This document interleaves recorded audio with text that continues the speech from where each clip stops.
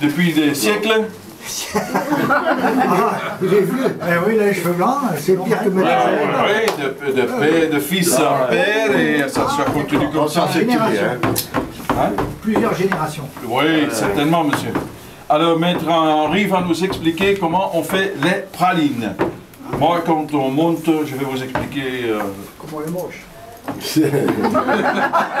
Ça aussi, je vais vous expliquer comment il faut manger le chocolat, monsieur. Parce qu'il y en a qui mettent dans la bouche, puis avalent. Bon, il ne faut pas, hein, ça, il ne fait pas.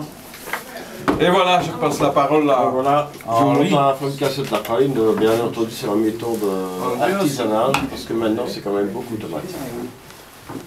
Donc ceci, c'est le chocolat noir, c'est 54% de pâte de cacao. Et le reste, c'est beurre cacao ici. Donc voilà, on a des plats comme ceci de 5 kg que l'on fait fondre la nuit à 45 degrés. Donc ça va fondre doucement toute la nuit. Et le matin, la première chose que l'on fait en arrivant, c'est le verser sur le marbre pour le mélanger et le tempérer. Et au contact du marbre qui est froid, il se forme la cristallisation, c'est le beurre de cacao. Pardon? Le glacé. Non, c'est le beurre de cacao, le sucre, surtout le beurre de cacao qui va commencer à solidifier, à durcir. Et c'est très important, une bonne cristallisation pour le brillant et le croquant du chocolat. Alors, bien entendu, on va le faire descendre de température. Donc on a fait fondre à 45, on refroidit à 32 degrés. Ça c'est la température pour travailler le chocolat noir. 32, 45 la nuit et 32 le matin. Alors, donc 32 pour le chocolat noir. Pour le chocolat blanc et au lait, c'est 28 degrés. Parce que c'est beaucoup plus gras. Il vous expliquera les différences entre les chocolats. Parce que ça... Oui. Alors, ceci sont des moules à praline. C'est un plastique, un macralon. C'est un plastique dur. C'est même matériel que les CD. Alors, vous voyez ce qui brille à l'intérieur.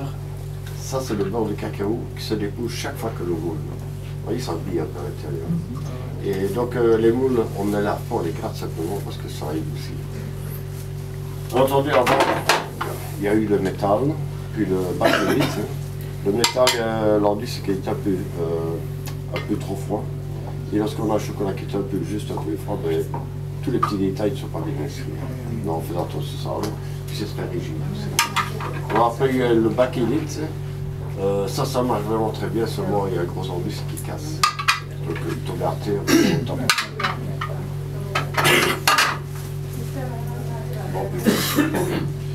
on peut faire ça sur toute autre chose.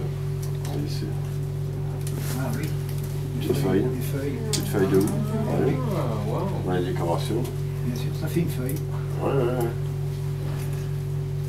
Même toutes sortes de récipients, ici un petit en plastique pour mettre des biscuits, ce qu'on veut. Ouais, pour mettre une crème glace. Ou même un petit suisse. Hein. Là, on peut mettre un petit cognac. Le whisky, c'est un peu tout petit. C'est notre région, ça, le cognac. Pardon? C'est notre région. Ah oui? Le cognac Charente-Maritime. Ah oui, ah oui.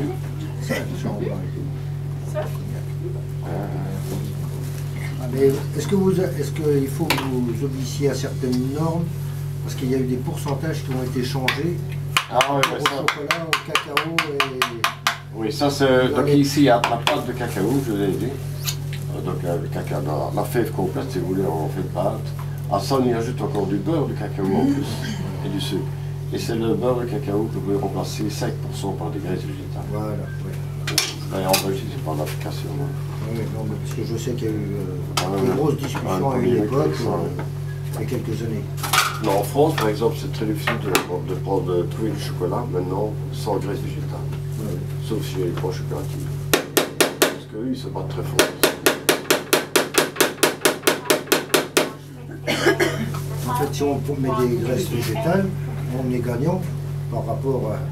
Vous voulez dire pour le pourcentage qu'il y avait avant, c'est moins cher. Ça, c'est pareil. Voilà, c'est beaucoup moins cher. Oui, voilà. Oui, mais ça change tout à fait beaucoup. Oui, oui.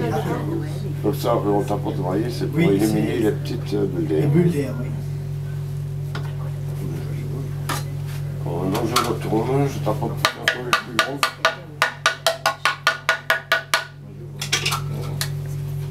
On arrive à s'arrêter de couler. veut dire qu'il durcit déjà.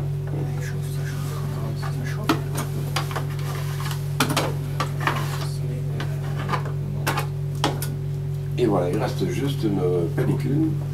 Et ce qui reste, c'est la différence de température entre le moule et le chocolat. Donc le moule étant plus froid, le chocolat durcit. C'est pour ça qu'il faut travailler le chocolat. Là-dessus, Hein?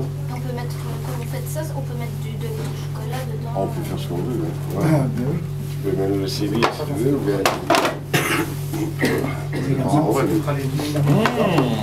Là, il y a plus ou moins 5 minutes. Hein. Quand tu as fait. Il y a une trentaine de minutes. Allez, ça change de couleur. Ben oui. Là, il y a 30 minutes. Là, c'est parce qu'il est turquie. Quand tu as 30-40 minutes, ça dépend aussi de la température ambiante. Donc là, il y a 100% de cristallisation. Donc il durcit, il se rétracte, il se détache. Donc ça, c'est comme ça. Combien de temps après 30 minutes. 30 minutes. 30-40 minutes, ça dépend de la température. Pour cristallisation. Oui.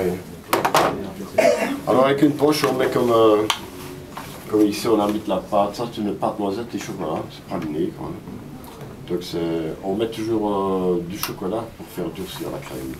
Parce que si on mettait le praliné, c'est quand même assez gras et ça reste liquide. Là, on ne saurait pas remettre une couche de chocolat. Donc on ajoute un peu de chocolat au praliné pour que ça durcisse, comme ici. Alors là, on peut terminer, on remet une couche de chocolat. On laisse sur 1 mm et on remet une couche de chocolat. Pour fermer. Voilà, c'est que ça non. Donc ça, c'est la praline. Donc il y a 4 étapes. Hein. Il y a le creux, bien entendu, il y a le fourrage, il y a fermé. Imagine. C'est le 5 étape ou le 4e. Ah, 4e. Alors il y a bien entendu aussi les fruits de mer. Ça c'est toujours, les fruits de mer c'est toujours chocolat blanc et chocolat au lait. Donc avec un pinceau on met comme ici, un peu de chocolat blanc. Bon, on en met un peu partout. On remplit de chocolat au lait, que l'on vide aussi bien entendu. Donc ça nous donne un mix, un abri comme ça. Mais c'est quand même un peu creux. Et justement ici la difficulté avec les fruits de mer, c'est qu'il n'y a pas assez de place pour mettre comme les pralines crème et chocolat. On ne sait pas mettre les deux, il n'y a pas assez de place. Donc il y a une solution, on raclette la crème sur les deux faces. Et on les double. Ah d'accord. On met les pinces, les deux crèmes vont se rejoindre. Et voilà, donc il n'y a pas de chocolat entre les deux.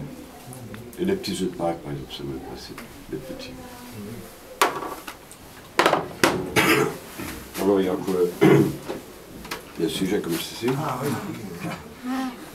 Ben là, on met d'abord le chocolat blanc aux bons endroits. Puis on ferme toujours avec des pinces, on remplit de chocolat noir, on t'apporte toujours pour les œufs, on le vide. Ça donne des couleurs comme ça. On fait le tour. Ah ouais, ouais, je fais le tour. Je vais faire un roulet, c'est mieux. Je le casse en plus. Voilà. Je sais pas si vous avez des questions, je sais pas. Ou quand ils servent pas avant qu'ils servent les moules, vous les mettez pas refroidir un peu pour être plus sûr que ça En été, ce sera un peu nécessaire, mais comme maintenant ça va. Ça se travaille entre 14, 19, 20 degrés. C'est pas nécessaire de les refroidir. Quand il fait plus chaud, disons que c'est mieux. Autrement, il n'y a pas assez de différence de température entre le chocolat et le moule. En fait, vous pourriez les mettre par exemple un petit coup dans un frigo pour...